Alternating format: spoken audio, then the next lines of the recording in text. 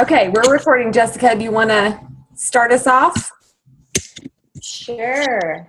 Well, I can't say good morning. That was what I was going to say. Good evening. So glad that you guys are all on here. We've got Carissa, who is currently an Emerald, soon to be Sapphire Ambassador with Plexus.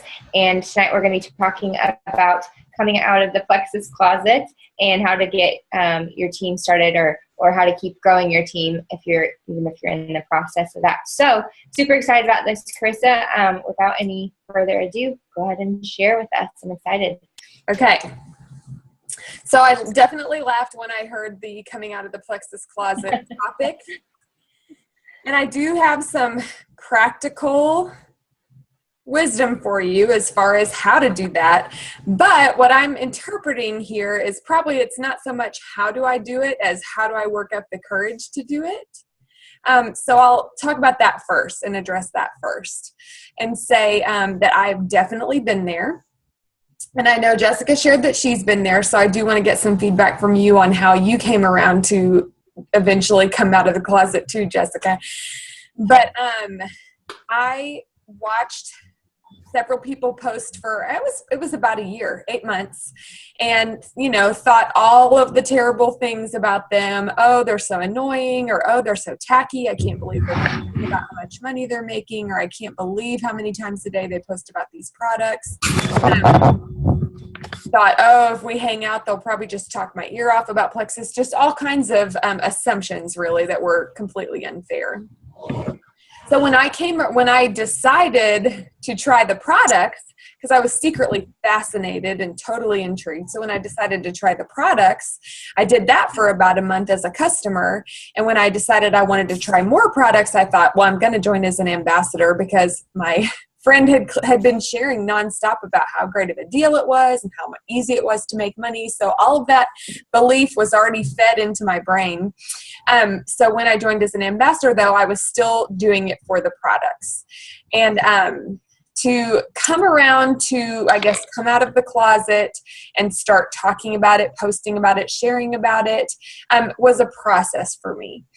I'll say that I did share pretty much immediately when I joined, and because I thought to myself, well, I'm going to at least make some money from this. If it's so easy to make money, then I'll at least share. But I was still very cautious. I would hide my posts from certain people who I was particularly worried about what they thought, or they maybe were really openly opposed or maybe bashed Plexus a lot. I would hide my posts from those friends. And it was just a process of getting to the point where I said, oh my goodness, who cares what these people think? I mean, if they're that negative, why are they in my life anyway? So it was a process for me. And I will tell you that one of the big things that brought me to that point was, I had gotten braver and braver. And I remember in the beginning saying, I'm only going to post about Plexus every 4 days. That was my little rule. And then I, got a little braver and thought, well, I'll post a little more often, or I'll share about my first paycheck, or, everything was just a process. But about 2 months in, an old friend of mine who I hadn't spoken to for many years called me and shared that she had had horrible health issues since we last had hung out. And she was desperate, and she felt like Plexus could help her. And she was just like thanking me for sharing on Facebook. And I said, oh my gosh, you don't know how good it feels to hear you say that, because I have been so afraid of what people think about these posts. And she actually said the words, Carissa, I read everything you ever post, and I wish you would post more. Mm-hmm. And up until that point, I had felt like everything I was posting was just probably annoying the crap out of people. And here was someone saying, I wish you would post more. And for the first time, I felt like God revealed to me that this was not about my ego, and this was not about protecting myself from what people would think. This was about the people out there who could potentially be helped. And that's embarrassing to say, because I think at that point, Jessica, you were already on my team, and you had had a huge health transformation, and it was was convicting that this is really, really, really helping people. But that was one of the first points that truly changed things for me. But to share another practical tip with you guys, when I decided to start working the business, which was about a month after I joined, when I really said, you know what, I'm gonna do it. One thing that I did that really helped me was I decided on about 5 people's opinions that I was going to let weigh the most to me. Thankfully and luckily, one of them was my husband. Now, some people are in this business and their spouse is unsupportive. And so if that's you, please reach out to me and Jessica, or maybe your sponsor if you're sponsored by someone else on the team, because there are some really good resources we can send your way as far as how to work through that if your spouse is not supportive. But in my case, my husband was awesome. He just was kind of one of those people going, who cares what people think? Do what you want. And then, of course, my siblings, my sponsor. Anyway, my point is, I decided on 5 people and said, these are the people whose opinions weigh the most to me. And then I went to those people and I got their blessing. And I said, look, whether you ever tried the products or not, can you be in my corner? Can you be happy for me? Can you be excited for me? And they said, yes, we can. And so that was my filter. If I was ever worried that something I was posting was tacky or braggy, or if I was ever maybe worried it would come across too strong, I ran it past those people and got their blessing. If I was ever faced with a situation where somebody gave me really harsh feedback, or someone maybe rejected me when I reached out to them to try the products, and that actually happened to me a lot in the beginning. It is amazing how many people will try to tear you down when you try something new, and when you have a big dream that kind of goes against the grain. A lot of people are afraid for you, and they are not comfortable with people dreaming big and working hard at something like this. So I got a lot of that kind of feedback in the beginning. But anyway, the point being, every time you feel the sting of being ignored or rejected, you remind yourself, okay, I only care about what these 5 people think of me. Or it could be more than 5 people. But the point is, you get to decide whose opinion matters. And it sure as heck isn't Tom from high school, or your roommate's friend from college these people do not get to determine your destiny. They do not get to say, you don't get to reach your dream because I'm going to sit at home and make fun of you about it. You get to decide whose opinion matters. And so I really did that. And I was put to the test, because actually I had some very close friends early in my journey who were very unsupportive, to the point where I was seeing a counselor at the time for some other family issues, but I talked to my counselor a lot about my Plexus journey, and it came to a point where she said, I just am not sure why you're friends with these people. Maybe it's time to take a step back. And she was right. And I'm certainly not saying, let Plexus tear apart your relationships, but it was, in my case, it revealed certain people's true character. So I just want to encourage you to really lean heavily on the people in your life who know you and love you and know your heart and trust your heart. And go ahead and ask them for constructive feedback and, listen. But do not let you chasing your dreams, you doing something you feel called to do, if you feel called to do Plexus, do not let those opinions paralyze you. It's so easy to let fear paralyze you. I know that I really felt a calling. I woke up one morning and really did feel a calling from God that I needed to do this business. I'm sure part of that is because of all the people I've been able to help. And I'm sure part of that is because it's allowed our family to, it's allowed my husband to quit his job and go to medical school. And who knows what the Lord has planned for all of that. But I feel very strongly about that. Anyway, Jessica, I know you said you felt a calling too. So could you share with us real quick how you kind of got over the initial fear enough to kind of come out of the closet? Sure. So my calling has never been clearly writing on the wall. That's not how the Lord works with me in anything, because I'm such a tangible, I need to see it person, and he's so much I want you to walk by faith. So everything, none of my journey in any area of life has really been like, lightning bolt, burning bush, not that. It's the gradual prompting and tugging of my heart that's like, there's something to this, there's something more. And that was the same way with Plexus, that similar to you, Carissa, I think I tried the products for a month, and then I was like, I had such great results that I right away was like, well, I'm definitely going to jump in as an ambassador and get the cheapest price possible. But I didn't share right away. I remember I put something out about IBS right away, but then I was like, I don't know if I want to build the business. Like, I'm kind of afraid to dream, kind of afraid of people's opinions. I don't feel like I know enough about it. I'm not an expert, yada, yada. But what really got me was when I realized, I think it was really my husband that said something to me about like, wow, like something to the effect of, it was about my in regards to my IBS, and he was like, did that just happen or did that just not happen or something like that? And I was like, yeah. And he's like, babe, that's so huge. Like, I can't believe that you've had such, drastic changes in such a short amount of time.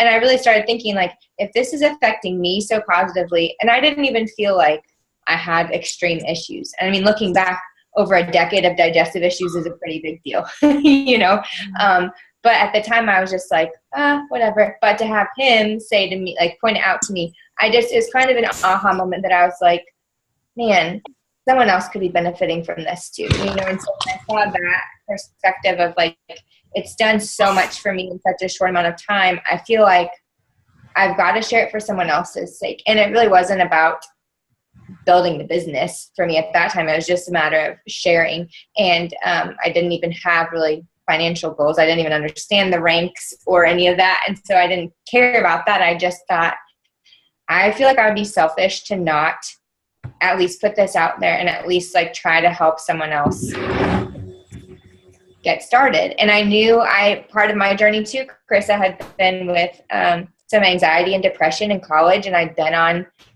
medication for that had horrible side effects that just were debilitating in some respects. And if there was anything I could do to help prevent someone else from going down that road, then gosh, why wouldn't I? Like, if the worst thing that's going to happen is someone makes a comment to me about how, they don't like that I'm sharing Plexus or something like that, but the best thing that could happen is that it, really changes someone's life, then like, that's a no-brainer for me, and I feel like God would have to do some pretty intense closing of doors to get me to understand that he didn't want me to do this, if that makes sense. So mine was like a reverse confirmation. Yeah.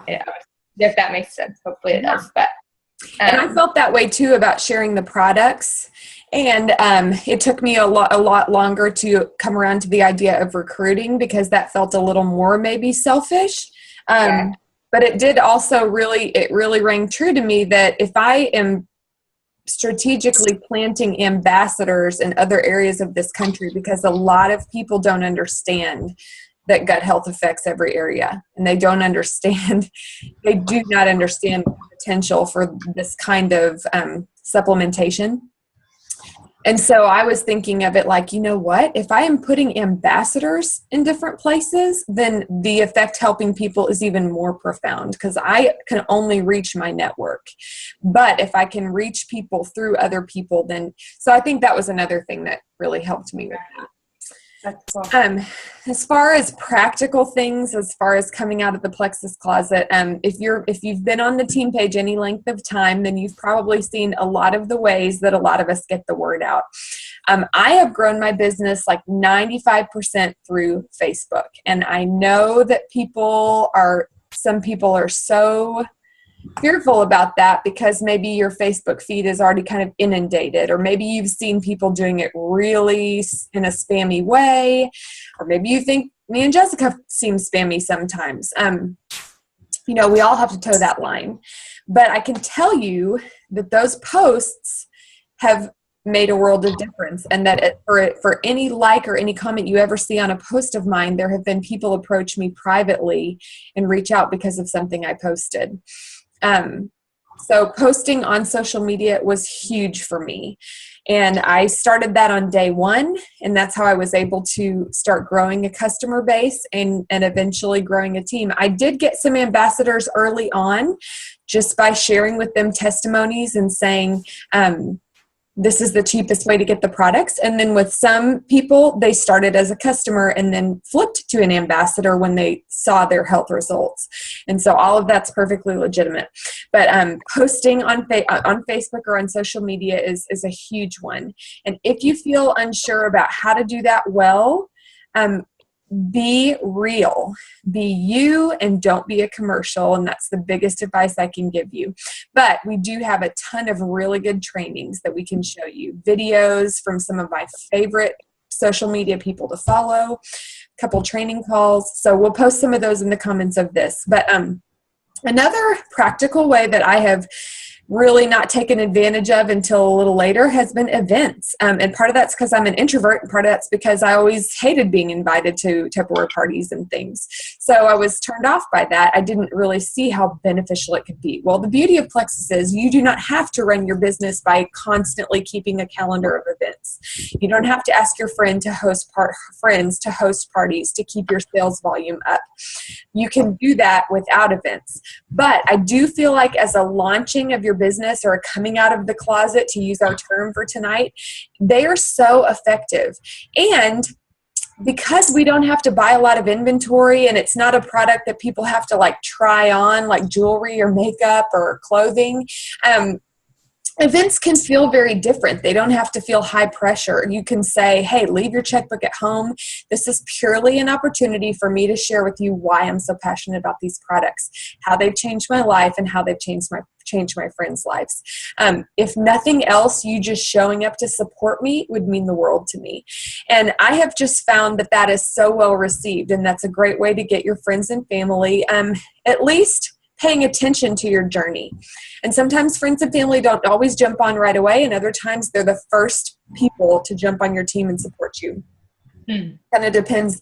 But for sure, at least having them tuned into your journey is huge, because their validation is social proof. When people see that your friends and family are supporting you in your business, they see that you're having fun, they see that you're changing lives and doing great things, just slowly builds up that credibility. So an event is awesome, and it does not have to be high stress. It literally can be, we have like tutorials of how to have a successful event. So we can post those in the comment thread too. And if you have questions about it, you can ask them at the end of this. I have also done sort of a mail out, basically where I sent an email or a letter in the mail to my far away friends and family just to say, hey, this is what I'm doing. I'm really excited about it. This is what it's done for me and Chris and for our kids.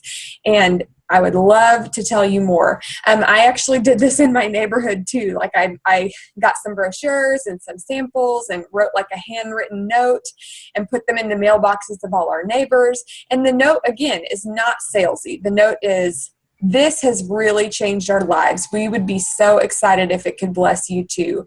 Let us know if you'd like to hear more. Love, Chris and Carissa. So again, it's very personal, but something like that where I call it kind of a new updated version of a mail out. Reaching out privately, that's something I did a lot in the beginning because I had a lot of people in my people that I wrote down who I felt like Plexus could benefit. People who struggled with, I had a lot of friends who struggled with IBS. So I was reaching out to those people privately. I was reaching out to people who were on a weight loss journey and asking them if they could benefit from this tool. And that's a little tricky, weight loss, because obviously you don't want to make someone feel like they're a fatty.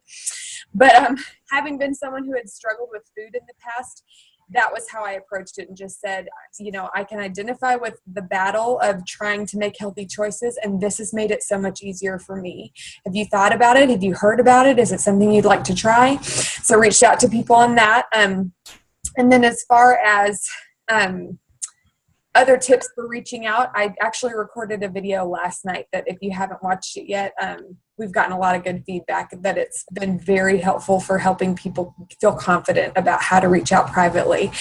The funny thing about private reaching out, though, is I think you're still technically a little bit in the closet if that's all you're doing. If you don't have, if you haven't done an event or been posting, the private reaching out is how a lot of people kind of ease into sharing about Plexus. So, of course, my recommendation is that you do all of the above and that you do it consistently, because If people see you post once or twice, and then you maybe don't get a great response, or you don't get any response, and you just go, oh, I knew I couldn't do this. This is for me. I'm so uncomfortable.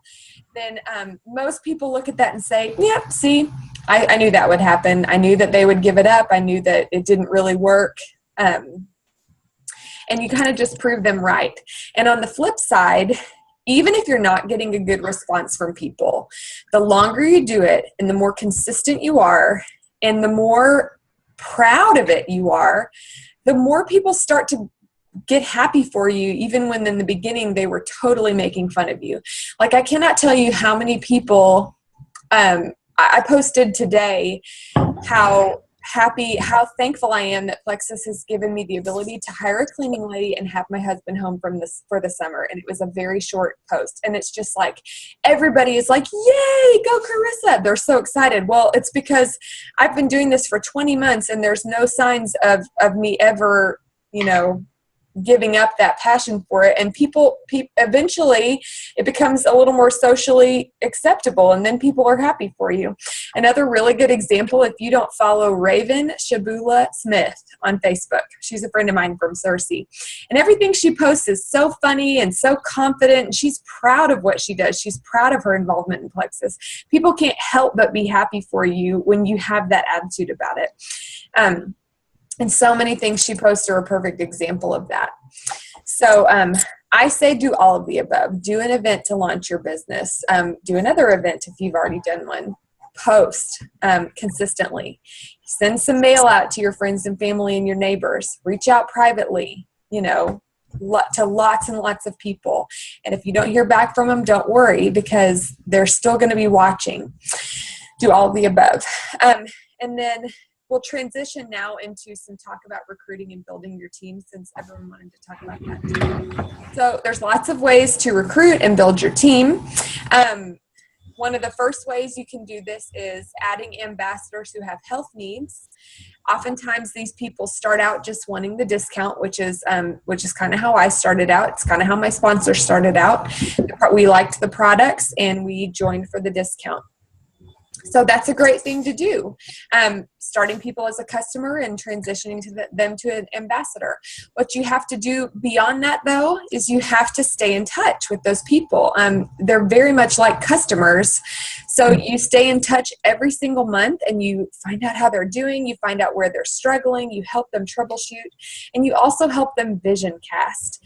One of the biggest reasons I started working the business was because my upline was sharing all the time about what this was enabling her family to do. It'd pay off their car early, and she could go get her nails done, just little things.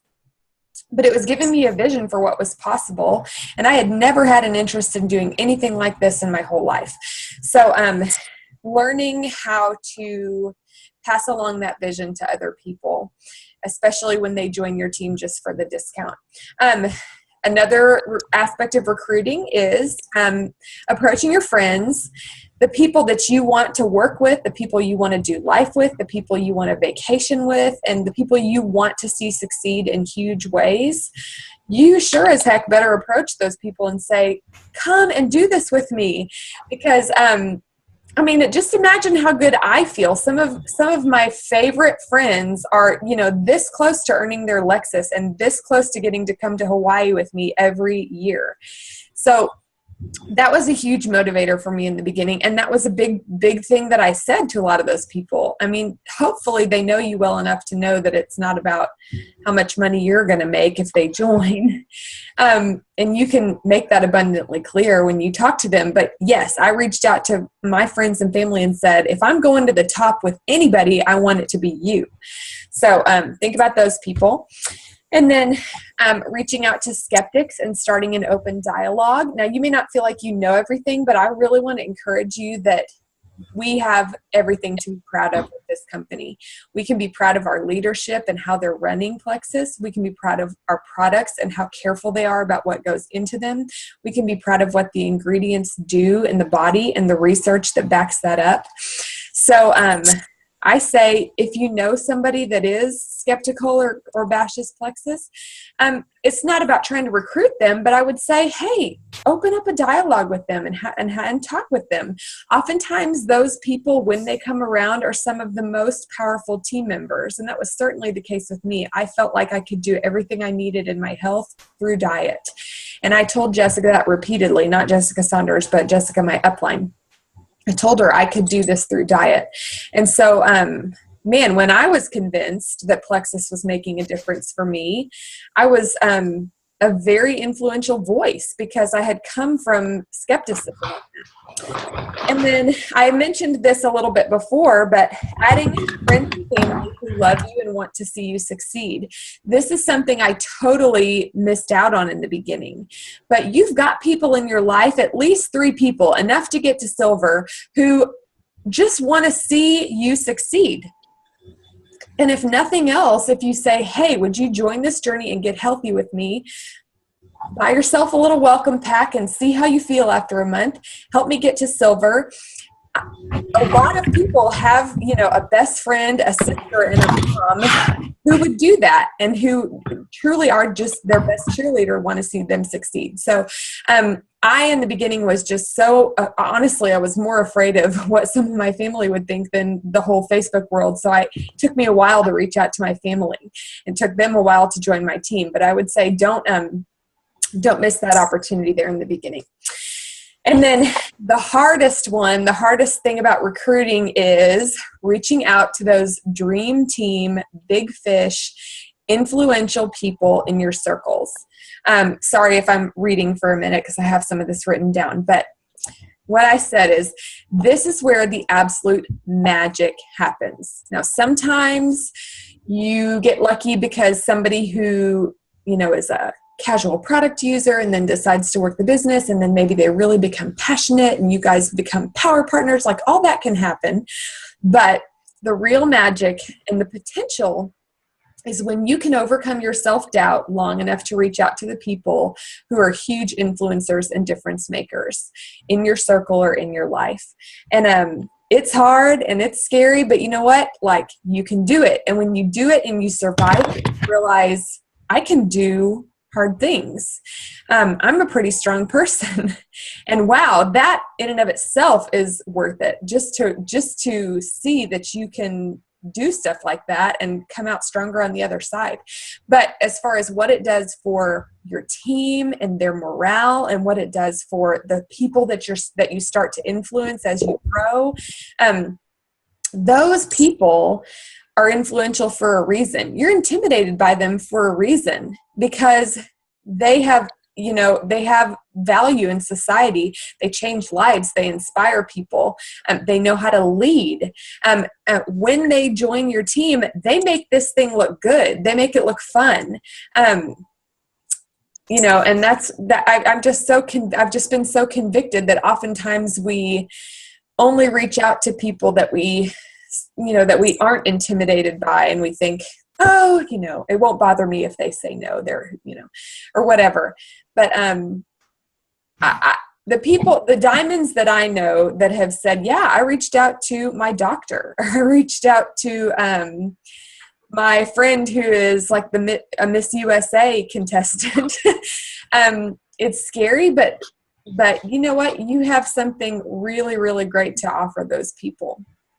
And you may not feel like that at the beginning, I guess, if you feel like you don't know everything about Plexus. But the main thing is you lead with your belief and you lead with the relationship, and you say, look, I believe this is something big, and I believe that this is helping people, and I know that you could do amazing things here. And then when they ask questions, then you can come to the team, come to your sponsor, and and even with like a 3-way call or a 3-way thread to engage some of those questions further. So you don't have to know it all. But I just want to stress that those people, those dream team people I have a list of them, and they're some of the scariest people to reach out to, but they are the ones that will start that ripple effect that can change so many lives. So pray over that dream team list and be brave. And I truly believe God will give you the strength to reach out, and you will be shocked. I mean, some of them will not answer. Some of them will, turn you down. And some of them will say, I have been looking for something like this. I need something like this. How do I get started? You will never know if you sit in your cushy, comfy comfort zone, staying safe.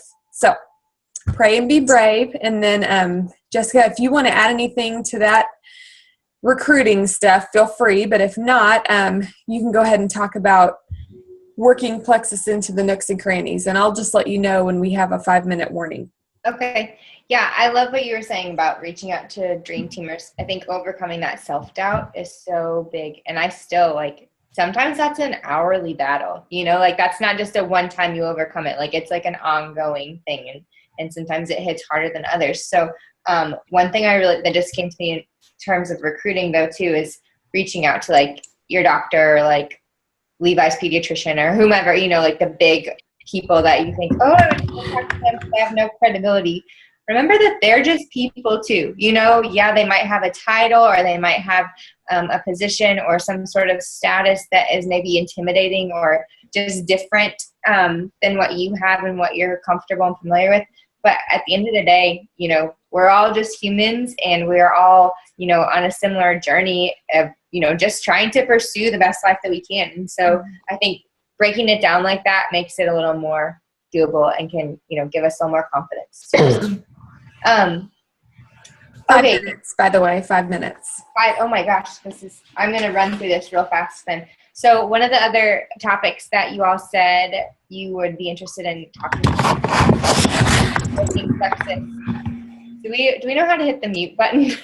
Does anyone know how to mute yourself or unmute yourself? Anyone who wants to mute yourself, just look at the lower left corner of your video screen and you can click mute, and that'll reduce the feedback.